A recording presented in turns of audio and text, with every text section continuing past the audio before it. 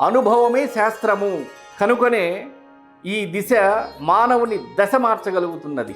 కాబట్టి స్థలానికి సంబంధించి సింహద్వారాన్ని మనం ఏర్పాటు చేసేటప్పుడు స్థలం మొత్తానికి సంబంధించి అది మధ్య సింహద్వారం వస్తుందా, మధ్య సింహద్వారం వచ్చినప్పుడు రాంగ్ డైరెక్షన్ వస్తుందా, మూల సింహద్వారం పెట్టినప్పుడు మూల సింహద్వారం స్థలం మొత్తానికి మధ్య సింహద్వారం వస్తుందా అనేటువంటి పాయింట్ని గమనించండి.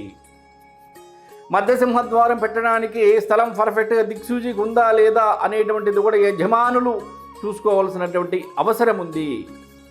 అంతేగాని మధ్య సింహద్వారం పెట్టేస్తే ఏదో జరిగిపోతుంది, మూల సింహద్వారం పెడితే నష్టాలు వస్తాయి, అది యాక్సెప్ట్ చేయటానికి లేదు.